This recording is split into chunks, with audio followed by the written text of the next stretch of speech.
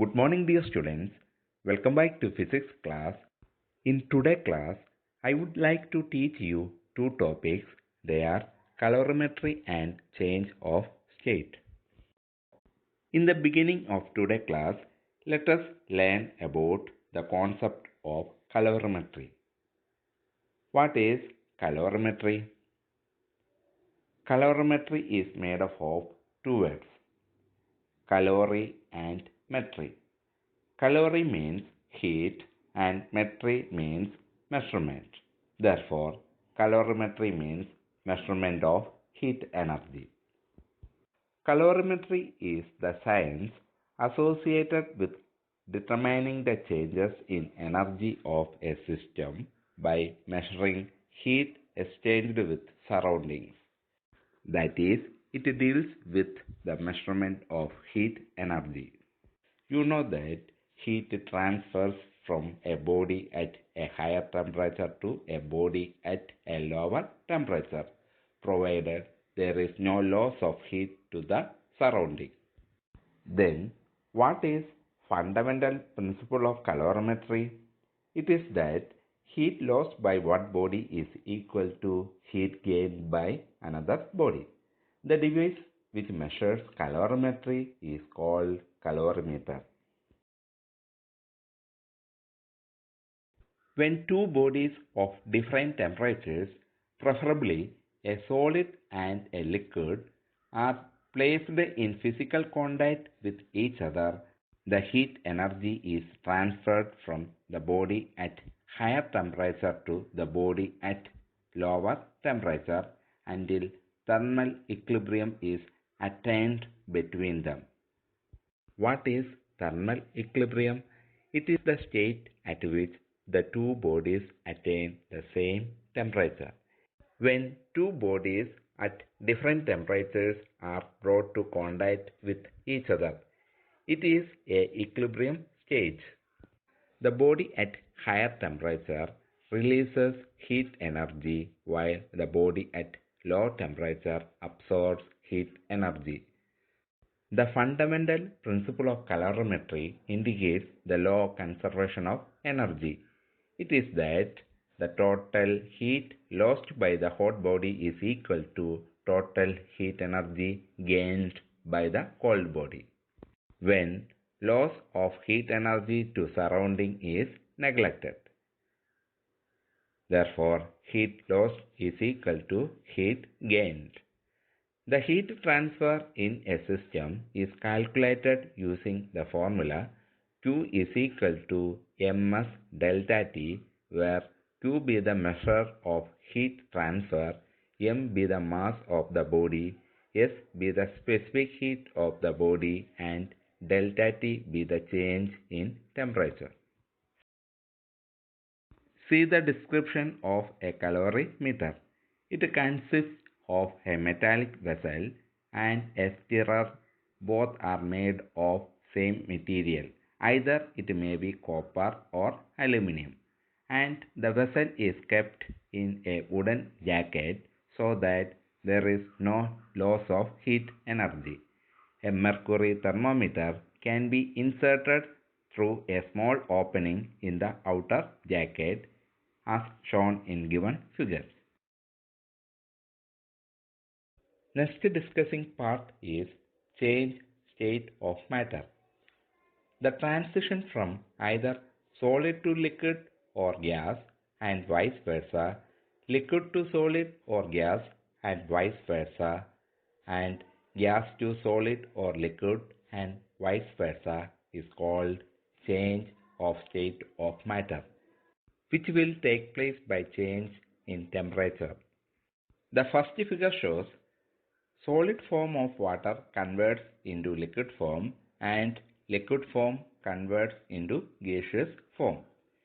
Change in the state of a substance from solid to liquid is known as melting, and its reverse process is change in state of matter from liquid to solid is called freezing.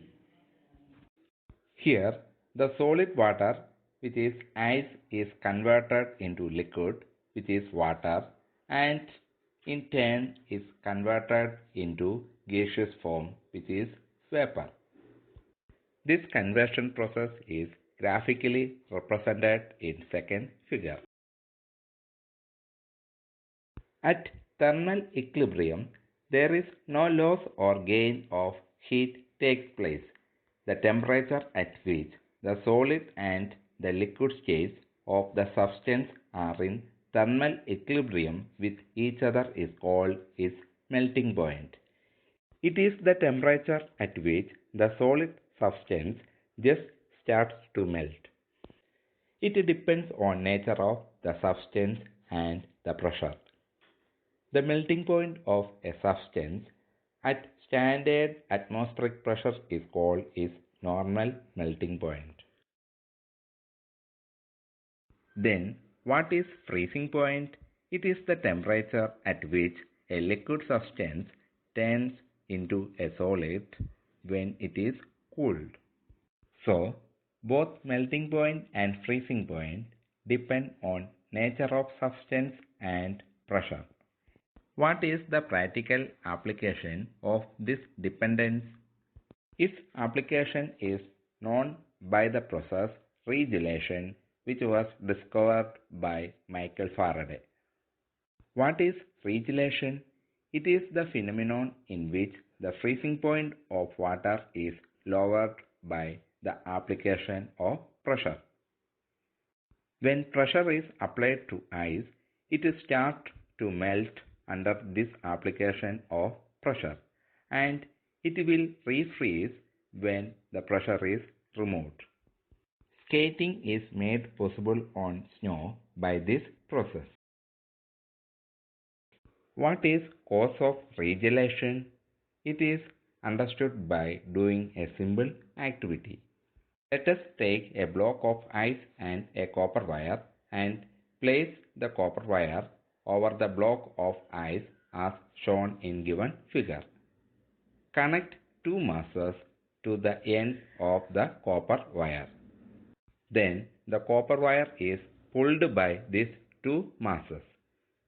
It can observe that the wire passes through the ice block. This happens due to the fact that just below the wire, the ice melts at lower temperature due to the increase in pressure. When the wire is passed, water above the wire refreezes.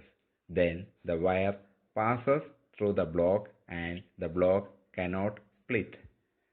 This phenomenon of refreezing is regelation. Next process is vaporization. What is vaporization? It means transition from liquid to vapor state. The change of state from liquid to vapor or gas is called vaporization. The temperature at which the liquid and the vapor states of a substance coexist is called its boiling point.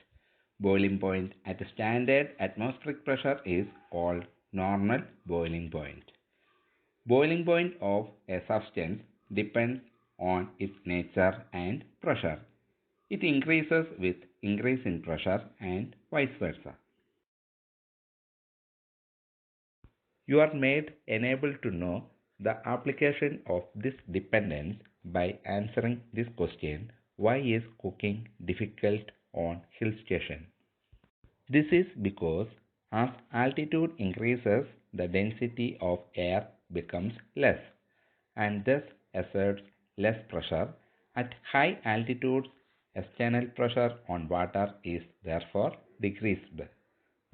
This results in reducing the boiling point of water. That is, at high altitudes, boiling point of water is less as compared to that at sea level. So, cooking is difficult on hill station. On other hand, boiling point is increased inside a pressure cooker. By increasing the pressure, it makes cooking faster. Next process is sublimation. What is sublimation? It means transition from solid state to vapor state or gaseous state. During the sublimation process, solid changes to gaseous state without going through liquid state. Both the solid and vapor states of a substance coexist in thermal equilibrium. It is the direct conversion from solid state to gaseous state without undergoing the change to liquid state. Examples are dry ice, which is solid carbon dioxide sublimes to form iodine. Naphthalene balls sublimes to gaseous state. The reverse process of sublimation is deposition. Solve the given problem. Question is, in an experiment on the specific heat of a metal, a 0.20 kilogram block of the metal at 150 degrees Celsius is dropped in a copper calorimeter of water equivalent 0.025 kilogram containing 150 centimeter cube of water at 27 degrees Celsius. Compute the specific heat of the metal if heat losses to the surrounding are not negligible. Is your solution greater or smaller than the actual value for specific heat of the metal? Here, given that mass of the metal M is equal to 0.20 kilogram is equal to 200 gram. Initial temperature of the metal T1 is equal to 150 degrees Celsius. Final temperature of the metal T2 is equal to 40 degrees Celsius. Volume of water V is equal to 150 centimeter cube. Mass M1 of water at temperature T is equal to 27 degrees Celsius is equal to its volume into its density, which is equal to 150 centimeter cube into 1 gram per centimeter cube is equal to 150 gram. Calorimeter has water equivalent of mass M2 is equal to 0.025 kilogram. It is equal to 25 gram. What is falling temperature of the metal? It is delta Tf. The initial temperature of the metal difference final temperature of the metal. Its initial temperature is 150 degrees Celsius and final temperature is 40 degrees Celsius. So, the difference is 110 degrees Celsius. It is delta Tf. Specific heat of water SW is equal to 4.186 joule per gram per Kelvin. It is the standard value. Specific heat of the metal is S. We have to calculate this value.